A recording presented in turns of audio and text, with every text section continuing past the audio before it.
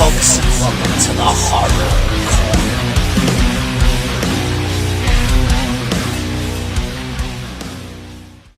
Well now, that was blasphemy of the highest order. Good evening, folks, and welcome to the Horror Corner. I'm your host, Sean Patrick Erschen. This week we're doing another movie review. This is The First Omen, which is the 6th entry in the Omen franchise and a prequel to the original film from 1976. The film was directed by Arkasha Stevenson, who also co-wrote. And the film stars Nell Tiger, Sonia Braga, Ralph Ineson, and Bill Nighy, respectively. Now, I've never been a huge fan of prequels or the whole idea of a prequel, but there are a couple exceptions, and I think The First Omen is definitely one of them. Because not only does it bleed nicely into the original film from 1976, but this film definitely has a lot of love and respect for the franchise, and at the same time adds something new to the lore. Something new to the table. And that's really the reason to watch. Now, the new elements that they introduce in this film, some fans of the Omen franchise might be turned off by, because they're things that are not discussed throughout the original Omen franchise. So maybe like, how's this going to work? Because they never talked about this in the Omen series.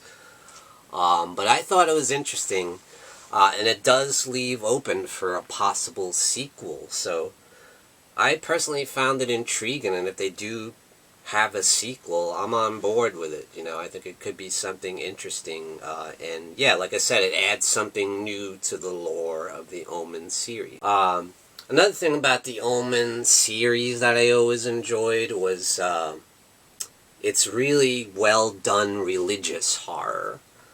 Because being part of the Catholic Church, as I was when I was a kid, I was an altar boy, I always felt like the Omen series represented the Catholic Church very accurately, you know.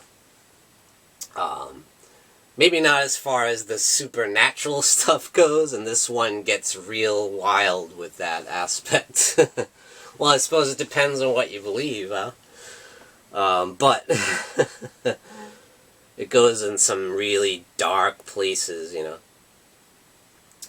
But yeah, definitely a really well done film, and as in all the other Omen films, with maybe the exception of Part 4, I've always thought the acting in the Omen franchise was stellar, A-list level acting, and no exception here.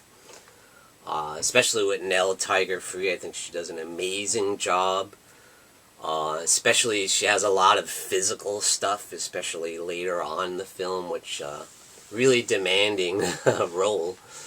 But what happens in the film is, Cardinal Lawrence, from America, sends young Margaret, who's studying to be a nun, over to Rome, Italy, to this orphanage. Yeah. Where she's sent there to work from the Cardinal, you know.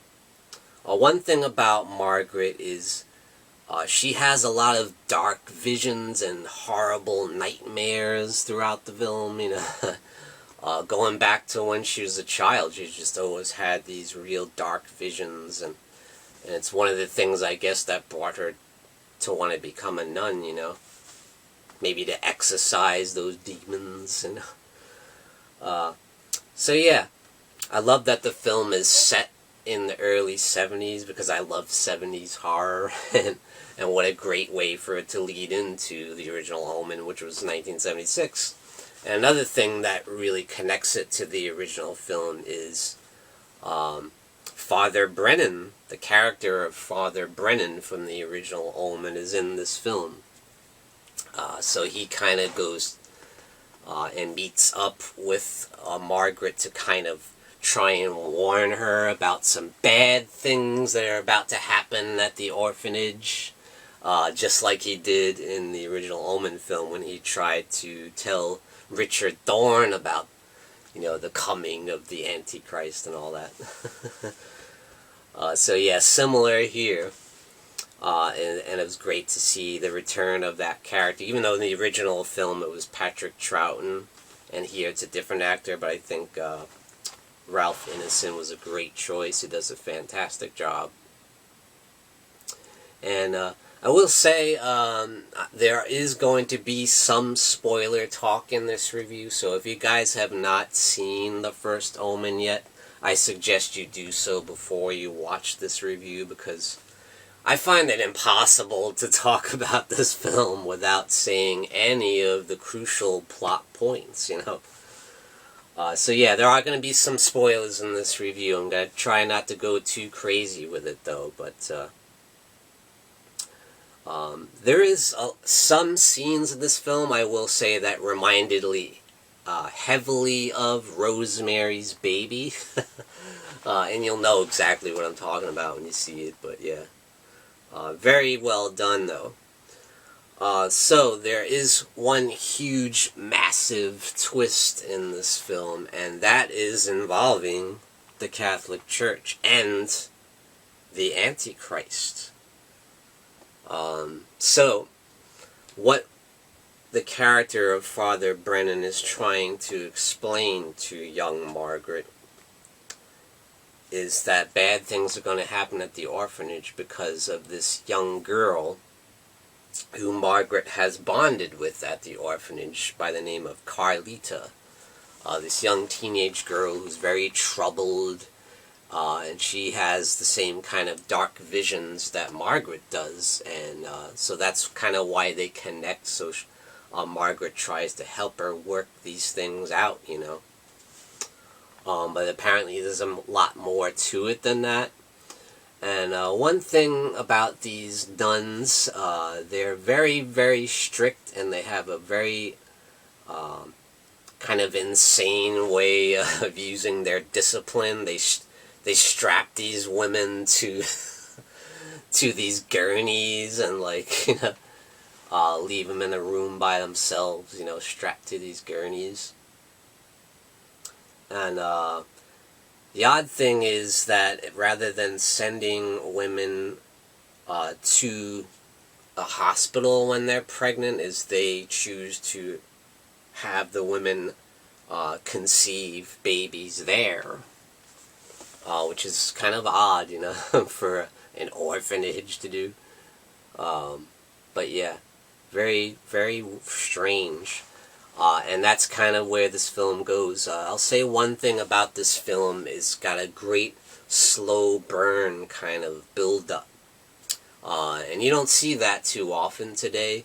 And if you're not into that style of horror, you may not enjoy this film. If you're someone that wants to see just action, horror, horror, you're not going to get that here. They take time to build the character development and to build up the story. And I appreciate that. I love me some slow horror if it's done right, some slow burn. And you've got that awesome score, very reminiscent to the original series, and it does have a little bit of that Jerry Goldsmith score in there when it's needed, but the score they do here is excellent as well. Yeah. So what happens is this young girl, Carlita, apparently is part of this whole plot from the Catholic Church. And spoiler alert, I'm going to get into some of the important plot points here. That is the fact that there's this whole conspiracy, including the Catholic Church, to bring about the birth of the Antichrist. Yes, that's right. The church is responsible. Wow. And the idea of that is that if you bring the Antichrist into the world, that it would lead people ultimately back to the church. That's the whole twisted idea. And I just gotta say, that whole idea is just insane to me, to think that's something that could actually be true is just mind-boggling. I mean, not to say that I would believe that to be true, but man, can you imagine? And you know how in the original Omen series, how they said Damien was to have been born of the jackal, and that's taken kind of very literally here. So, and there are several scenes here, like the ones that I said remind me of Rosemary's Baby, the scene where Rosemary, is raped and impregnated, supposedly, with the spawn of Satan, and we see something very similar to that here. Once Margaret gets that visit from Father Brennan, and weird things are starting to happen around this young child, Carlita. People are dying around her, and there is this one nun there that is almost like her disciple, like similar to in the Omen series, where Damien had disciples that were by his side no matter what, And there's this woman that's very attached to Carlita in that same kind of way, like an unhealthy kind of relationship. And Margaret tries to tell Carlita, this isn't healthy, and some of the stuff that she's filling her mind with is very bizarre and strange. And Carlita is doing these very weird drawings of nuns killing people and stuff like that, and weird stuff. So she's trying to say, this is not healthy. You need to get away from this woman, And the woman just kind of snaps, and we get a scene something very similar to that of the original Omen film, And I'm not gonna say what that is, but you'll know right away what I'm talking about. You've probably seen it in the preview as well. You've seen it nodded to, and yeah, that's exactly what happens. And something a little bit more happens, but yeah, you'll know exactly what I mean. So what happens is Margaret decides to start snooping around. She is starting to become suspicious when people are dying around, around this place, that there's evil things going on, So she sneaks into the sister's room while they're away, and she stumbles upon this secret hidden room, and that's, of course, got these files that were put in there to be hidden, of course, from the Catholic Church, showing that several babies were born and bred to bear the child of Satan, the Antichrist, and most of them were stillborn, so they died, except for Carlita. And they all had the mark of Satan, the number of the beast, 666, on their bodies somewhere, And we find that only 2 survived. Carlita and another baby did survive, and has the mark of 666 on her scalp. So yeah, that leads up to the events of, that's how the film plays out, and that's how it connects to the original film, woman. And when that happens, she ends up clashing with the other women, with the nuns, once they get suspicious that she's getting suspicious, stuff goes down and they go at it, and she's kind of like taken hostage. And yeah, I'm not going to say how it ends or what happens in that aspect, but yeah, this is, like I said, religious horror in the highest order. Excellent acting, phenomenal cast here. It doesn't rely on crazy, wild jump scares, although there are a few, definitely. There's a couple scenes that make you jump a little, but they're earned, you know. It doesn't rely on that. It's like I said, it's slow burn horror, you know. They take time to establish the characters, to establish the story, and it's got that impending doom, you know. And you feel that great score that leads up to it, you know. I will say there are a few things that are reminiscent of Rosemary's Baby, and of course the Omen franchise itself. You know, they definitely take some things directly from that franchise, and definitely some stuff from Rosemary's Baby in there, which is the greatest slow burn horror of all time, in my opinion. The greatest psychological horror film of all time. But it plays great respect to that film, for sure. Excellent direction from Arkasha Stevenson. And, yeah, I love the cast. I love the ties to the original film. I love when they use the Jerry Goldsmith classic score. And things get really crazy towards the end, you know. Yeah, there's even a little bit of kind of demonic possession in there a couple times, you know. Getting into a little exorcism type territory. But they never go all the way with it. It's just kind of implied a little bit.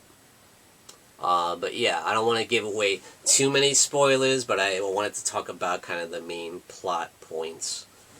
And you would probably consider that spoiler, where that's not really discussed in the preview at all. So yeah, I figured I'd warn you guys. But I highly recommend this movie. I think it's an excellent addition to the franchise, a very worthy entry, and that alone is a huge surprise, because so many prequels are just knocked out with, you know, and they're just cash grabs, you know, trying to cash in on the name of a well-known established franchise. Like, this could have easily been, but it's not. It's absolutely not. This is a very, very well-made horror film. Very well directed, very well written. Like I said, attention to detail, especially when it comes to the aspects of the Catholic Church. They're handled with respect and care and detail. And I love it. Even the supernatural elements, which are really out there and insane at times, are very interesting, very creative, very well written. There is a couple scenes that are like shocking, you know, like, whoa! And I know that the film did fight an NC-17 rating, and yeah, there is one scene where you can see why. It's like, whoa, dude! I'm not going to say what that is, but you'll know exactly what I'm talking about. It's no secret when you see the film. Yeah, I could see why, because it has nothing to do with gore or any of that, or language or anything like that. It's just crazy. It's wild.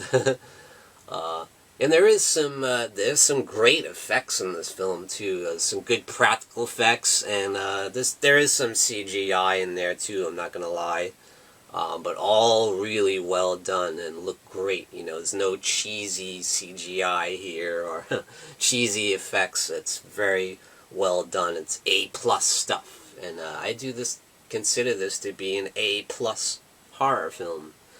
Very well done, and yeah.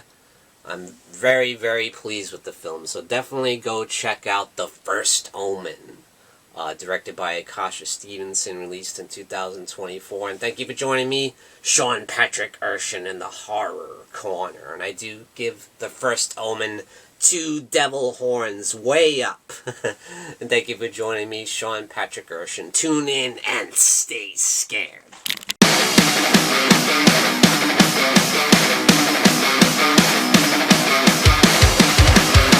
Good evening, folks, and we got some brand new merchandise for you over at www.thehorrorcona.com, and that's CONA.com. representing the horror corner.